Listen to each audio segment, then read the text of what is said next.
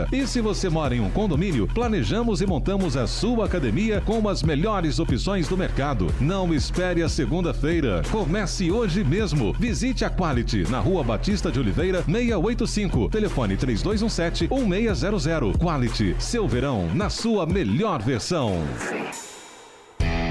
Está com o título cancelado ou suspenso? Aproveite essa chance para regularizar sua situação com a Justiça Eleitoral. Faça a biometria, atualize seu cadastro e fique pronto para votar em 2026. Procure o atendimento mais próximo ou acesse o site do TRE de Minas Gerais.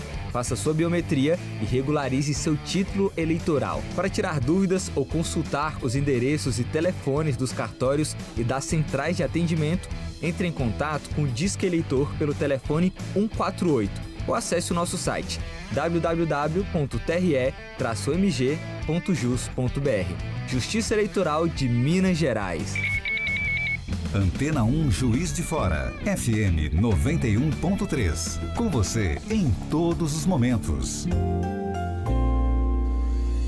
Tribuna no Ar. A conversa agora é sobre inclusão de verdade.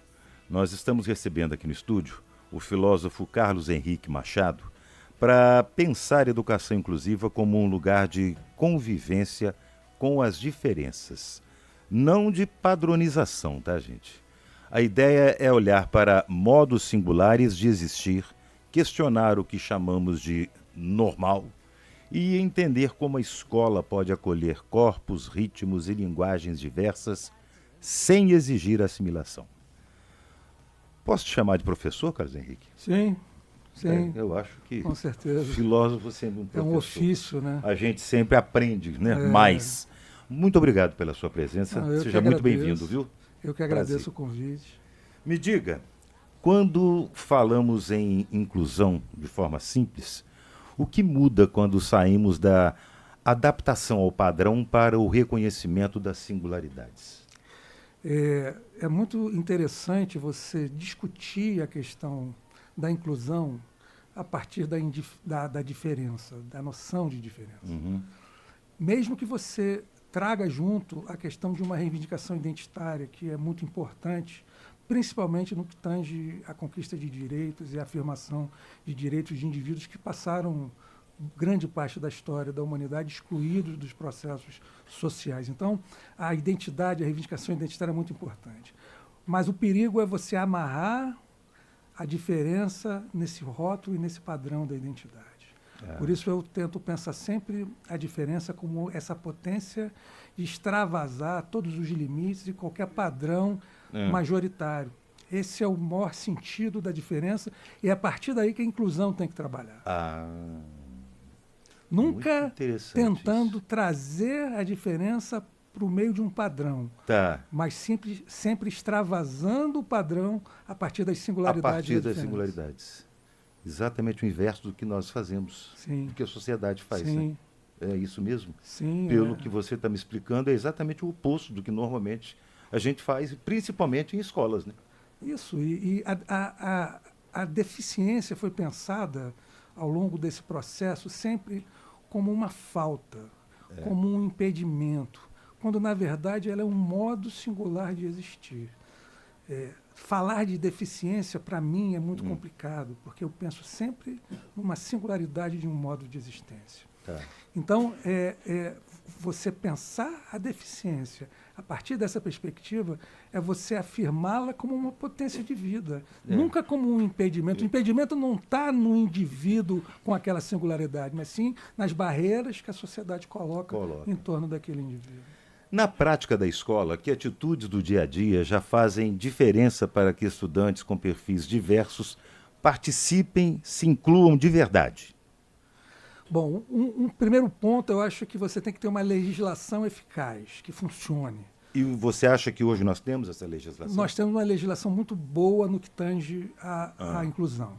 Eu morei em Portugal 5 anos e a legislação de Portugal também é muito parecida com a legislação do Brasil. Nós tivemos agora, no dia 24 de outubro, a publicação de um novo decreto-lei, que é o 12686, que veio falar justamente das políticas de educação inclusiva. Você já tinha uma legislação sobre o tema, mas ele veio dar diretrizes, principalmente no que diz respeito à atuação da educação especial nas escolas. Então, primeiro você tem que ter uma legislação que funcione. Depois, recursos para que as escolas possam atuar a partir dessa legislação. E depois o mindset da população para que possam entender que a convivência numa escola regular com pessoas com deficiência enriquece sobremaneira as pessoas típicas, as pessoas que não têm deficiência, porque elas estão sempre se deparando com essa diversidade, com essa multiplicidade de existência. E isso é um aprendizado, né? Sim. Isso é um aprendizado. Muito, muito grande. Que exemplos você tem, por exemplo, de experiências educativas que valorizam outras formas de comunicação e presença, para além da fala e da produtividade? Eu trabalho com um autor francês chamado Fernando Deligny, que trabalhou na década de 40, 60. Ele nasceu em 1913 e viveu até 1996. E ele nasce numa França que discutia a noção de infância inadaptada, sobre uma perspectiva de inclusão, mas uma perspectiva econômica, que era tentar pegar aquela mão de obra excluída e transformar em mão de obra produtiva. Né? Então, eles tentavam uma visão de adaptar aquela delinquência, aquele desajuste a uma norma para poder produzir algo eficiente. Tá. E o Deligny sempre se bateu em relação a isso. Em 67, ele foi viver em umas comunidades no sul da França, em Cévennes, uma região montanhosa, com as crianças autistas não verbais, que não falavam. E aí, a partir daí, ele começou a fazer uma crítica sistemática à linguagem e ao modo de estruturação do pensamento e dos indivíduos a partir das estruturas simbólicas. Então, ele buscava novas formas de se relacionar com aqueles indivíduos no meio. Era muito mais importante a forma como aqueles indivíduos se encontravam com outros indivíduos, como aqueles corpos se manifestavam e produziam afetos, porque não havia ali a linguagem como esse instrumento domesticador. Não havia verbalização. Não, e aí o que ele fazia? Ele produzia mapas. As presenças próximas, que eram os adultos linguageiros que ficavam ali com as crianças, que ele chamava de presenças próximas, começaram a desenhar mapas que traçavam o trajeto daqueles indivíduos no espaço e produziam nesses mapas linhas costumeiras, que eram as linhas das atividades que eles produziam ali, como cortar lenha, fazer pão, atividades do cotidiano, e as linhas de fuga, que era quando aqueles indivíduos se desviavam dos seus trajetos costumeiros, atraídos por determinada coisa no espaço. E ali eles manifestavam sua potência de vida. Então, em vez de se comunicar com aqueles indivíduos, de utilizar a linguagem, você usava toda uma outra forma de rastrear aquele espaço, para que eles pudessem instalar aquele espaço de forma que aqueles indivíduos entrassem numa atividade, saíssem de suas crises e começassem a produzir afetos. Nossa, isso deve ser uma ajuda muito grande para quem lida com pessoas autistas, com certeza. Sim, eu tô no início do ano que vem, até o início do ano que vem, lançando um livro pela autoria. Ah, é? Opa, então você vai vir aqui falar do livro. Com certeza. Porque nós temos uma parceria com a autoria vai aí. Vai ser um prazer. Carol, que fala justamente sobre a dimensão do humano em Fernando Deligny. Foi a minha tese de doutorado que eu estou transformando num livro. Já está combinado. Você vai vir aqui falar desse livro. Convite aceito. Você falou aí de questões da política, né, que já tem essa portaria, a questão também de recursos para que essas escolas coloquem em prática. O que mais, na sua avaliação, dentro do seu conhecimento, do seu know-how, o que mais atrapalha hoje? A falta de recursos, formação insuficiente ou a ideia de normalidade que ainda guia essas decisões que nós tomamos? Ou que são tomadas com relação a isso? Você tocou nos 3 pontos principais. Na verdade, a falta de formação ela acaba sendo oriunda da falta de recursos. Porque a falta de recursos é que acaba inviabilizando, às vezes, uma formação devida.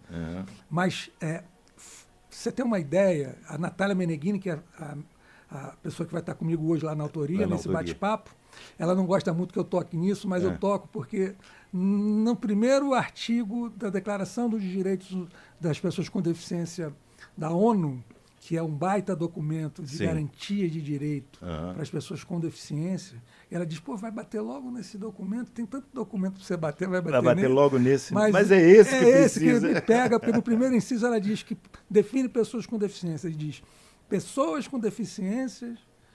com deficiência é aquela que tem qualquer impedimento que, atrelado com as barreiras sociais, provocam a exclusão daquelas pessoas da sociedade. Então, pessoas que têm um impedimento. A pessoa com deficiência não tem um impedimento. Não. O impedimento não está na pessoa. Os impedimentos são gerados justamente pelas barreiras que são colocadas. Que a sociedade que coloca. a sociedade impõe. E nessa visão do normal, do padrão. Exatamente. Esse padrão majoritário. O que ela não considera como padrão, né? Aí Aquilo ela que coloca atrapalha, um tecido, aquilo que oblitera seus instintos producentes, produtivos, ainda mais numa sociedade neoliberal, isso ganha assim, aos ápices de uma extrema tortura, que é você adequar a norma, o padrão, aquilo que é singular e que está o tempo todo escapando. Ótimo. Bom, então, a gente podia ficar falando aqui, porque o papo está tão bom, nossa, mas infelizmente a gente tem horário. Mas eu queria deixar, você já antecipou aí, mas eu ia te perguntar agora.